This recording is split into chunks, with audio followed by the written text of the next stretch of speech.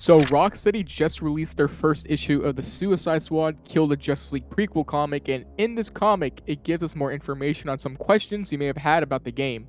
I think there's like 5 issues or something they're releasing, but I'm not too sure. The first one just dropped recently, which is this one I'm talking about here, Suicide Squad Kill Arkham Asylum.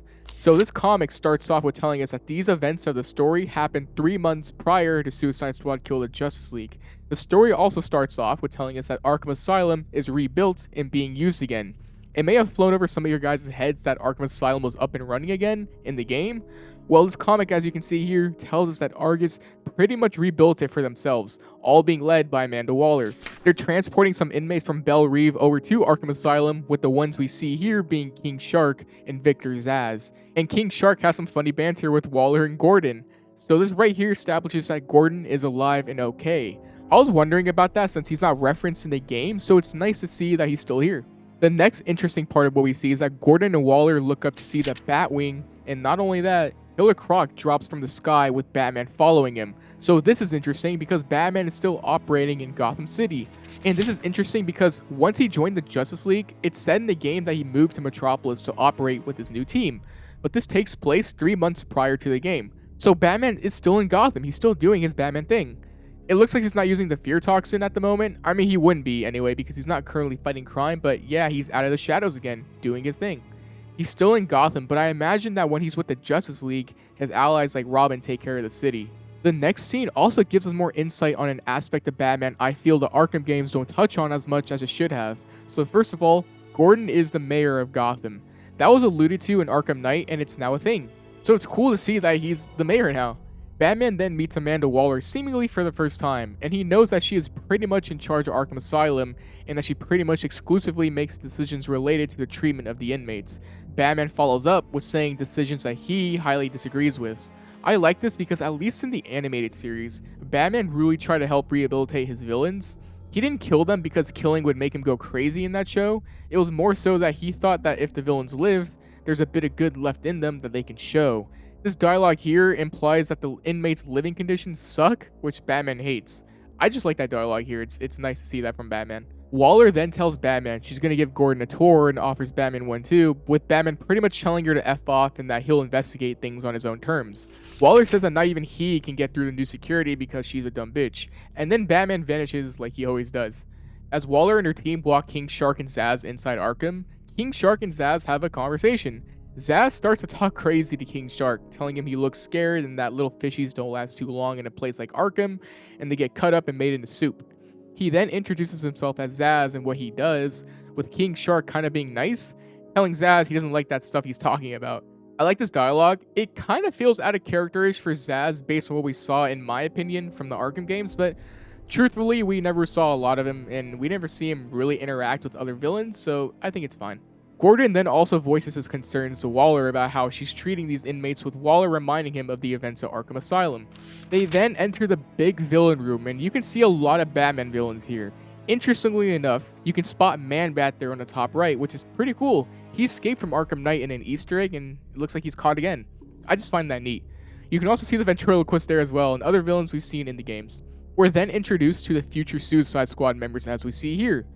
Gordon tells Waller that the psychological torture she's doing is where he draws the line, since that's what she's doing. Gordon then goes to Harley's cell and asks her how the new Arkham is. Harley then goes on to say that it's the worst, but Gordon asks her because she's worked at Arkham before. Harley then goes on a big rant about how it sucks, saying the temperature is kept intentionally hot or cold, no time for activities, and that they're designed to pretty much piss off the inmates. She then says that when they all get outside of their cells, they're killing everybody. Waller tells Gordon that they're all killers and that they're getting what they deserve, with Gordon responding that saying he knows that, but if they ever get out, then things can get really bad, which is a good point by Gordon, in my opinion. King Shark and Zsasz are then seen still talking in the background. Zsasz is still being a prick, telling King Shark he's stuck in there with him and that he can't wait to stick him, with King Shark thinking that he meant a sex thing, which Zsasz tells him it was a threat and not that. Waller and Gordon then hear a chomp, turn around, and see that King Shark just bit the head off of Zsasz, telling everyone he threatened him. So Zsasz is dead now if you consider this comic canon, which, you know, the Arkham comics are kind of known not to be canon, so take this all with a grain of salt.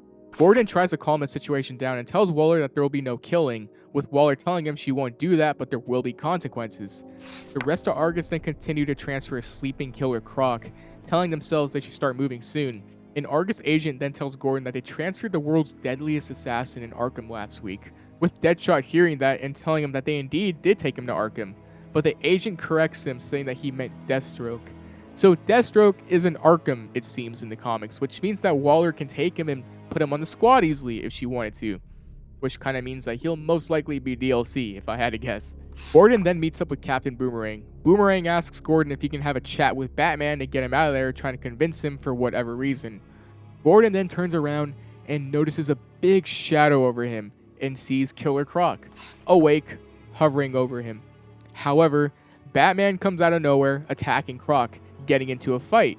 Batman has a yellow outline around his bat symbol here. This was shown in an earlier trailer for the game, but it was removed, which kind of sucks. I actually kind of liked it. Some troops nearby try to use lethal force, with Batman throwing batarangs at them, telling them it's not necessary. Batman then takes down Killer Croc with ease.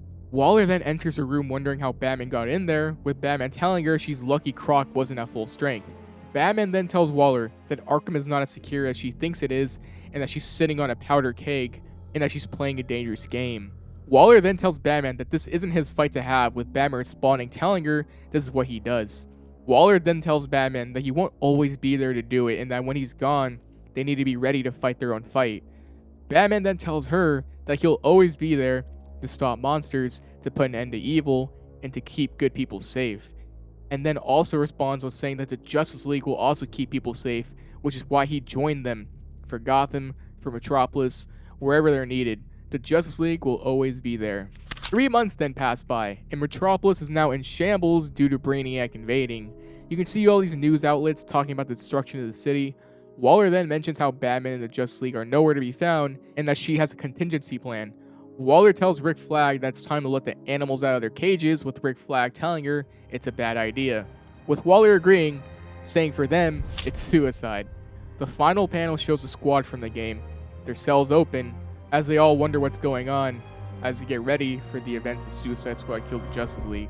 Okay, so my thoughts on this comic are that I never consider tie-in Arkham comics canon, so I'm gonna do the same here. But I did enjoy the comic. It's pretty cool, and I like that we see Batman being just Batman in Gotham and Gordon still here. I actually like the story. Despite what you think about the game, I always love seeing new lore injected into any universe really, and I think it's cool to see this here. Even if the comic's not canon, I still take away things from this, like Gordon is mayor, which I think is canon even in the games, and Argus rebuilding Arkham. Like, I think that stuff makes sense. But what do you think about this comic? Let me know. And as always, any support in the video is really appreciated, and I'll see you next video. And let me know if you want me to cover the next issues of this comic series as well. Stay safe, and peace.